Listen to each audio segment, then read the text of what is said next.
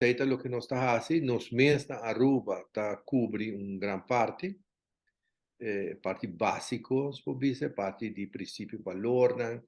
Parte de que está sindicato, que está negociação, que está tratamento de queijo, básico. Pero, em certo momento, nós temos que ir a um nível mais alto para preparar nos dirigentes, né? E o futuro dirigente, né? E não está fácil, sobre a exigope, e não tem par de dias para lograr haya dirigente full preparado. Nós temos que dedicar bastante tempo e mesmo coisas a nós tem também isso na maneira de Corsol, Bonaire e outro isso na de Caribe.